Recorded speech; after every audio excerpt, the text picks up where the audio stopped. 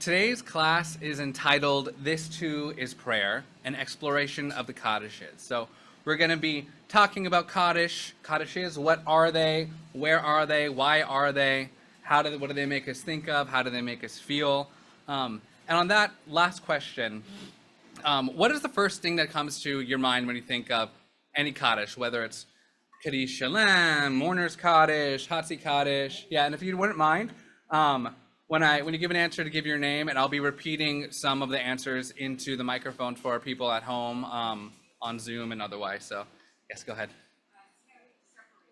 Separation, great. Can you say a little bit more about that? Great, so separates different parts of the service. Anything else? What else comes to mind when you think of Kaddish? Yeah? Aramaic. Okay, great point. So Brian is pointing out that the Kaddishes are actually written in another Jewish language, Aramaic. The majority of our Siddur is written in Hebrew, which we're all familiar with, but you'll notice when we get to a Kaddish, it's just slightly different. The spelling is a little bit different, the pronunciation is a little bit different, because it's actually Aramaic, which was the spoken language of one of the main spoken languages of the Rabbinic period. It would be like something in the text suddenly being in English. That's what everyone spoke, was Aramaic. Great. Anything else? Anything else? What comes to mind when we think of Kaddishes? Sure? Praising God. Great. So now we're in a sort of a content mode. Praise of God. I'm surprised nobody said finally Kiddush is coming, or what's next, or standing up, sitting down. Wait, so these are great responses. We have sort of separation between parts of the service. We have Aramaic, so a different linguistic association. And then what was the last thing you said? Praise. And then we have praise. Great.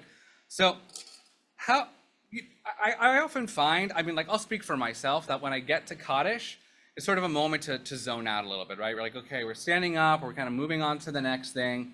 But I don't always take the time to actually read what I'm saying. Like, I have a feeling, especially if it's Kaddish Tom, if it's Mourner's Kaddish, I'll have sort of a kavanah, which is an intention about who I'm thinking about, what I'm thinking about, but not necessarily the words. But I want to take a moment right now for us to actually go through the text in the English to get an idea of what it is we're actually saying. So now it's going to be the time where you take your red Lev Shalem and turn to page 46, and you should find the Hatzi Kaddish on page 46.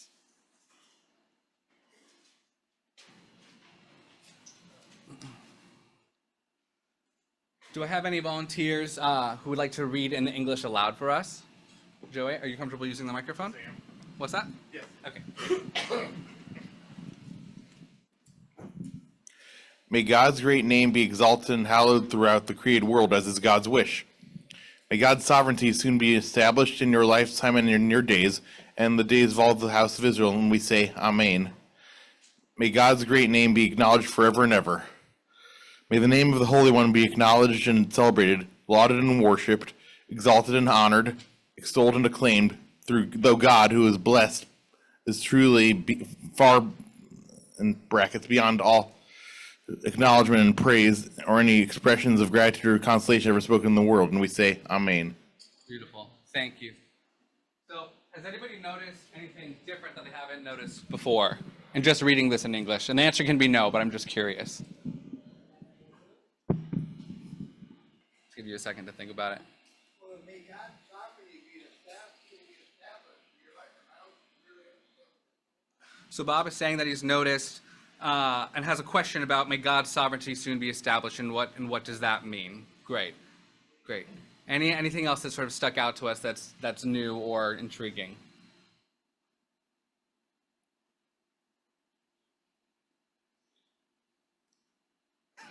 Pressure. Yeah. When I read the part in brackets, it's for the 10 days of repentance, when you say Le'elah twice. Mm-hmm. Right. Translated here is far beyond. Mm-hmm. So Joey is noting that on some special Shabbatot, some special days, the Kaddishes can sort of vary in minor ways textually. Great. If nothing else, I think this is an exercise to actually ask what it is that we're saying here, right? So where does this appear? And this is a hint at something you said before. Where does this Hatzi Kaddish appear? What comes before it? What comes after it?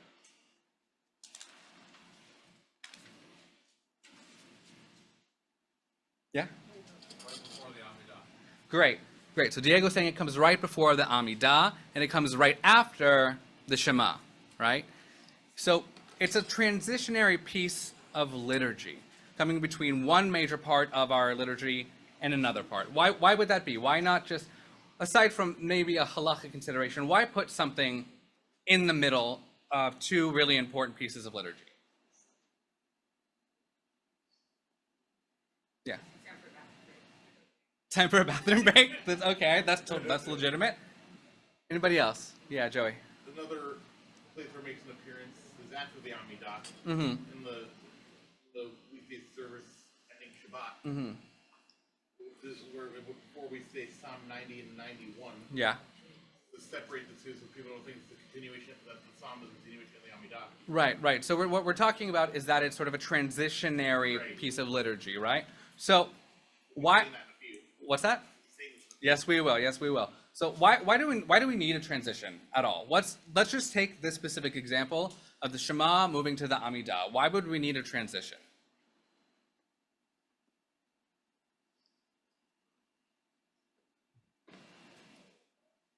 Okay, let me ask you a question. Have you ever thought, I need to go grab a spoon? And you've gone from your living room and you've walked out of the doorway of your living room and into the kitchen, and suddenly you've forgotten what you're looking for? Completely forgotten. This is called the doorway effect. It's a thing that researchers and psychologists have noted, that when you walk through a doorway, we have a greater sort of propensity of forgetting what we're doing and what we need or what we're looking for, right? So we're moving from the Shema in this particular part of the liturgy to the Amidah. It's a kind of doorway, right? So a doorway from one piece of liturgy to the next. Let's say we didn't actually have this, right? We wouldn't necessarily have an opportunity to take a moment, take a step back and say, all right, I'm going to think about what I'm doing. I'm going to set some sort of intention or new intention. We might walk through a doorway and suddenly we're in the Amidah and we've sort of forgotten why we're there. So I'm curious, this is going to be very question heavy, so get ready to keep responding. Why would we need, why not just, now that I've said that, why not just barrel from the Shema to the Amidah?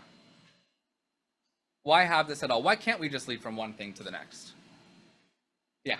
You have a space to be able to think about things and have some kavanah, some intention of what you're doing. Great.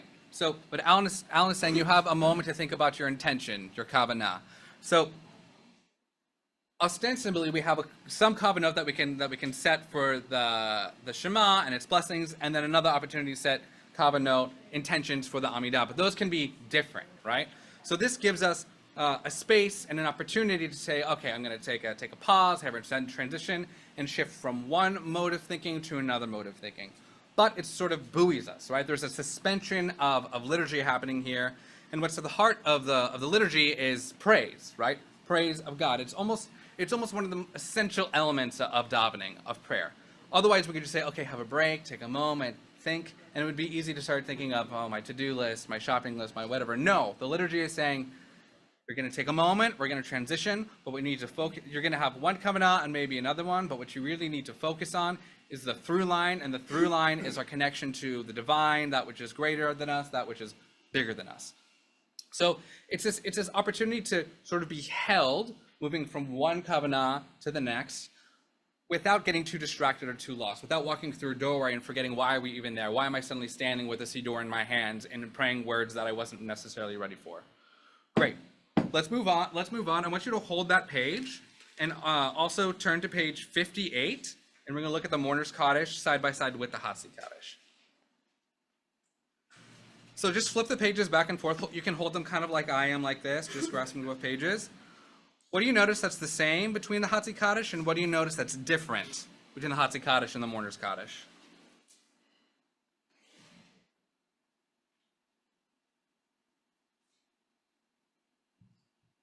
Difference, I noticed that there are two more paragraphs. Great. So Joey's saying there are two more paragraphs. So basically, up until, so you have the Hatzi Kaddish, right? That ends in Amen,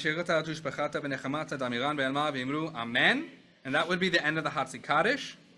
which we also have in the mourner's Kaddish, but then it goes on to say, Yehei Shalom Rabba Min Shemaya B'Chaim Alein V'Kol Yisrael, right? And in the English that says, may heaven bestow on us and all Israel life and abundant lasting peace.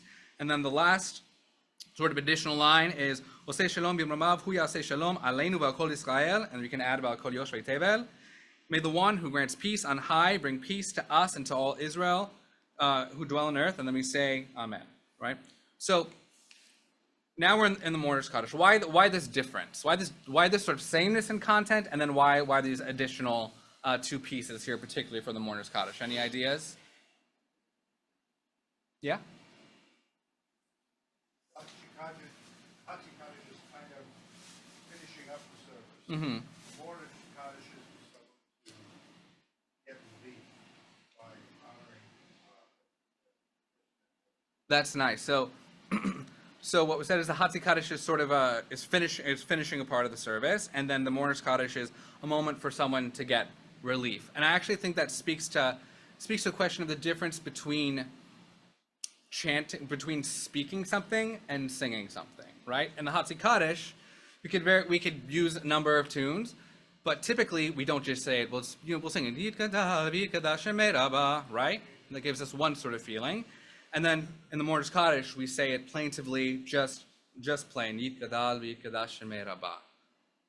What is the difference of feeling, and maybe the difference in kavanah between those two modalities of singing something and simply just saying something? So the Hatzi Kaddish, I think, is serving as sort of a hard reset, as we talked about. I mean, why we get going from the Shema to Amidah. Mm-hmm. If we were to sort of barrel through, I feel like some of us, our eyes might glaze over by the time we get to the Amidah.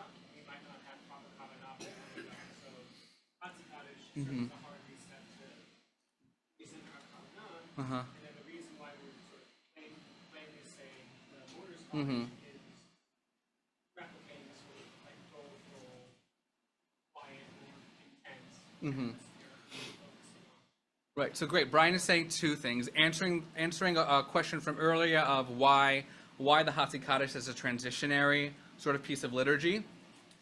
Again, giving us the sort of, somebody said before, an opportunity to move from one kavanah to the next, because it could be that you get halfway through the Amidah and you're suddenly like, oh wait, I haven't even thought about the words I'm saying, or I haven't even set an intention. So the Hatzi Kaddish and other Kaddishes being sort of these markers, these sort of bookends or bookmarks, give us this opportunity to have a hard reset, have a shift.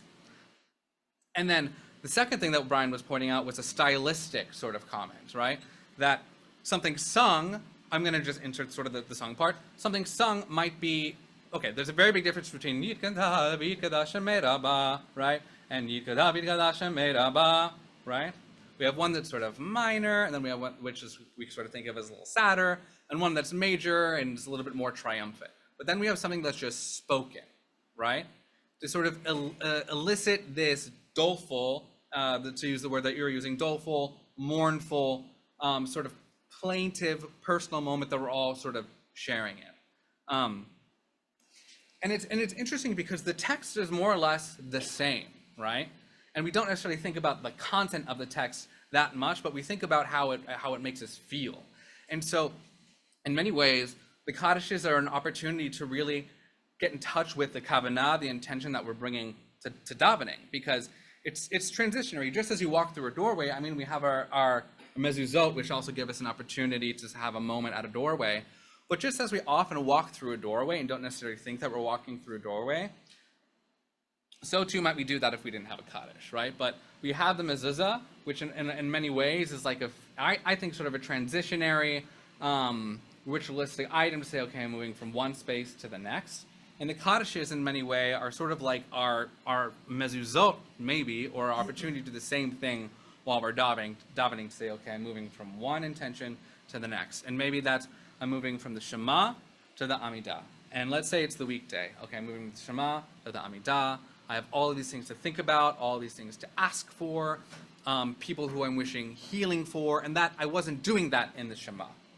Right? Or it could be the mourner's Kaddish, to take a moment to say, okay, now I'm going to sort of dredge up the memory of someone that I love, someone that is departed from this world, and I'm also going to stand in community and I'm going to be, depending on the custom of a space, it could be that you're one of a couple people standing and everyone is sitting, right? And it's an opportunity for the community to see who's in mourning, to sort of support them with their words, to support them with their kavanah, and maybe have an opportunity to check in afterward, all right? So, and those are two very different, sort of very different kavanot,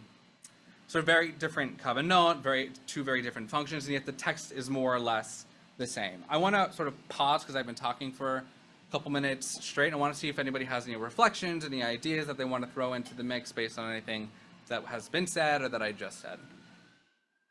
Yeah, Diego. I just had a thought that, liturgically speaking, we're moving from like the most personal, the most communal, the Hatzi Kaddish is the most communal part of the service, Mm-hmm. right? The Shema, Mm-hmm. to most personal. Mm-hmm. So if you think about where exactly the Kaddish would put a doorway, Mm-hmm. probably be there because it's such a change. You don't want to be in a, maybe not, you want to recenter from a communal to a personal. Mm-hmm. Right. So you're saying one, just as sort of a framework, the Hatzi Kaddish could be sort of thought as something more communal, something we're all doing together, and the Mourner's Kaddish is something more individual and personal. Is that right? Am I reflecting back what you were saying, right? No, I'm saying Okay. we're going from the Shema where everybody's kind of in a group Yeah. chanting together Uh-huh. to the silently recited Amidah. Okay. The Hatzi Kaddish. So you want to go with that. So we're moving from a communal thing to a personal thing in that instance. Okay, I could see that.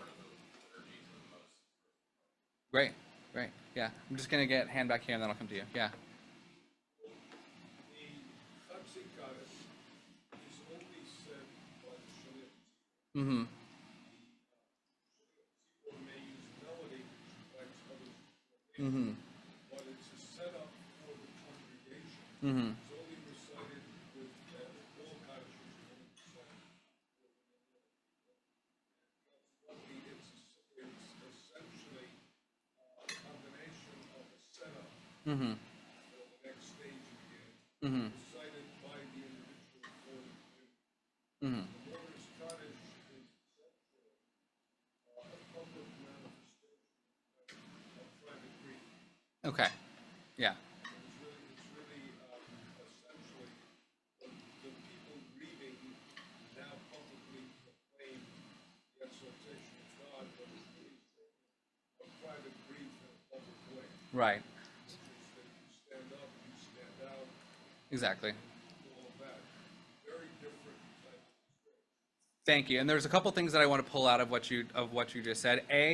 Typically, the Shaliach Tzibor is the only one who has to say necessarily a Hatzi Kaddish or Kaddish Shalem. There could be tunes that we do that we sing along with, but typically it's the Shaliach Tzibor, the prayer leader's responsibility. And that gives an opportunity to sort of set up the next play, if we can, in the game, if we're going to use that sort of analogy.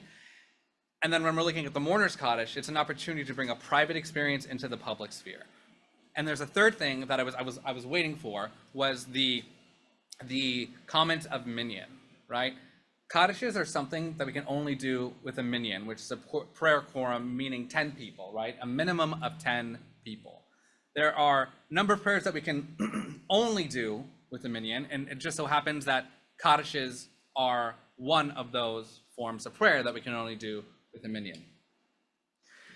And so when we're thinking about, I'm really going to sort of like lead us a little bit, but when we're thinking about the minyan, about 10 people, gathering 10 people, why is that a value? Why is that important to us?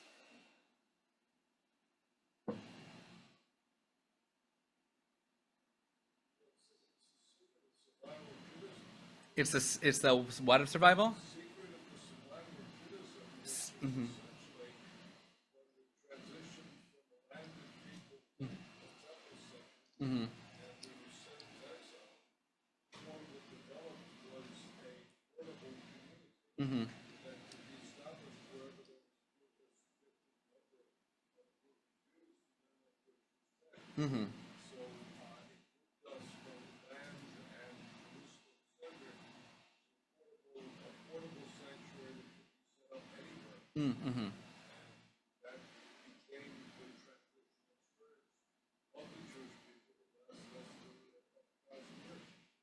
So we're saying that the minyan is sort of the secret to the survival of the Jewish people, having a couple of functions, one of which being, excuse me, it helped move us from sort of a land-centered people to a more transitionary, maybe more, excuse me, a people that has to move from one place to the next.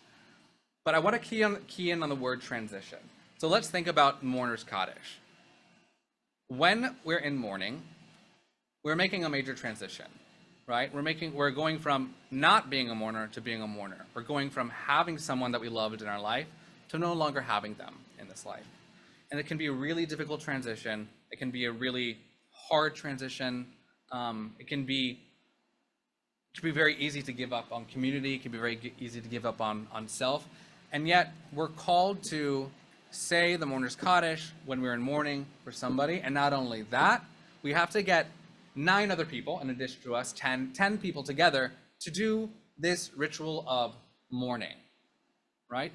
Because it's a transition. And transitionary moments typically are thought of in the rabbinic mind as dangerous or scary. We are exposed in a way, right? And in many ways, we are exposed. But if we're thinking again about mourner's Kaddish specifically, we're going through this major transition. All these big questions are coming up, and suddenly our lives can take a major turn depending on what happens next. If nobody shows up for us, God forbid, that might be a very different outcome than if people do show up for us and we get 10 people together on a yard site or throughout our mourning to say mourner's Kaddish with us. We're being held in that transitionary moment with mourner's Kaddish. And in many ways, that's what Kaddishes do. They hold us in those transitionary moments, because the mourner's Kaddish is a much higher stakes sort of question, right? Someone has passed away, God forbid. And now we need our community to show up for us, and it's a Jewish value to have 10 people to help us do that in order to make this private act of mourning public. And then we have something like the Hatzi Kaddish, that for the purposes of our conversation here, is appearing between the Shema and the Amidah, right? It can be very easy for us to forget what we're doing, to forget that we're here to do something bigger than ourselves, forget that we're here to do holy work, and sort of get sucked into the mundane, again, of the shopping list, of the to-do list, of the, oh no, did I lock my door? That's important, so if you didn't lock your door, probably go lock your door. But it can be very easy to lose that kavanah, and it's a kind of almost spiritual danger, right? Because if you are in one headspace, davening, connecting to God, your community, yourself, and then suddenly there's this gap, you could lose it. You could lose that curated, built, effortful, in a positive way, I would say effortful kavanah, and then have to rebuild it again when you move into the Amidah. But in our rabbi's wisdom and the wisdom of the liturgy, said, no, we actually need something to sort of carry us from one thing to the next, something to buoy us from one part of the liturgy to the next part of the liturgy so we can keep going up this ramp. Because when we also think of how the davening is set up, sort of more in a macro sense, it's like a ramp. It's often talked about as a ramp, right? And you can imagine if there was a hole in the ramp, you would fall through the ramp or you wouldn't be able to get to the next step.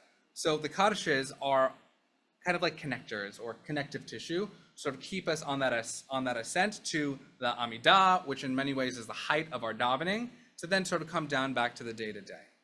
But I want to ask a question as we sort of move out of the shiur and into Mariv in a minute or two here. What does placing importance on transitions in our davening tell us about our lives? Tell us about how we should be living our lives, telling us about how we should be moving through space and experiences in our lives.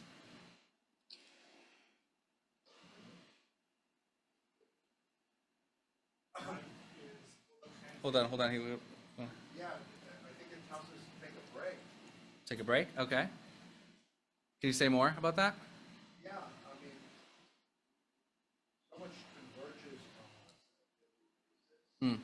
If you don't step back sometimes, you think that you're better or whatever else. So I think my world, taking a break is really important. Great. So give us this opportunity to take a break, maybe take a step back and take stock and reevaluate what's important. I love that. That's great. Brian, what were you going to say? Life is full of transitions. Yeah. This morning, I was talking about first, last verse. Uh-huh. Uh-huh. How that is Uh, like, uh-huh. I think also, I was just, again, that was encountering order Scotch specifically doesn't mention Mavet, Mm-hmm. it doesn't mention Beth at all. Mhm. The second to last stanza talks about Chaim, Mhm. Right. instead, so it's sort of reorienting. Mm-hmm. So if I can just sort of maybe pull out an interpretation, it's helps us transition, helps us sort of have a bit of a reset. This is kind of a word you've been using, which I really like, and maybe gives us an opportunity to place an importance on those moments outside of the shul, outside of a davening context, right? Sure, you could be moving from your bedroom to the kitchen and you need a spoon. That's whatever, it's fine. You know, hopefully you remember that you need the spoon. Or you could be moving from a baby naming to a funeral. You could be moving from traffic to an important meeting. You could be moving from coffee with a friend to like, God forbid, a fender bender, right? These are all very different experiences. And so too are the different pieces of liturgy, pieces of prayer in our liturgy, different experiences. Yeah? Yeah, go ahead. Also serves as a placeholder for holiness. Because like it's easy to think that Baruch and Shema, those are like holy things. Yeah. They're identical. Yamida is a holy thing. And then there's this thing in the middle. Mm-hmm. And the things in the middle in life Mm-hmm. have space for holiness. Mm-hmm. There's room for holiness even in the little things that are happening in between them. Beautiful, beautiful. Placeholder for holiness, excuse me. And that's I was playing the guess what I'm thinking game, and you win, because that's what I was sort of thinking in many ways, of having a moment to sort of step back, sort of like Irv was saying, and to sort of recalibrate, like Brian was saying, and say, all right, where's the holiness in this moment? Where's the holiness between getting coffee with a friend and meeting up with my parents? Where's the holiness between leaving a meeting and getting into a fender bender with another person who just wasn't paying attention? The Kaddishes, I think, are a type of teaching tool to empower us to figure out where are the holy moments in our day-to-day, right? Where are the holy moments in both the big things, the big transitions, and the small transitions? So I want to invite us as we go forward into the next service, sort of think about everything we've talked about in the course of this class. And when we come to a Kaddish, ask yourself, what transition am I making? How am I being buoyed from one piece of the liturgy to the next? And then as we move out of Shabbat with Havdalah, which is another big transitionary kind of ritual, ask yourself, what does it mean to move from Shabbat to the week? And then take this sort of sensibility into your week as we move from the mundane to the mundane, and take an opportunity to find the holiness in those moments. So with that, I thank you for engaging in a more question-heavy discussion. I was really excited to try a more heavily participatory kind of class, and y'all did disappoint, so thank you so much.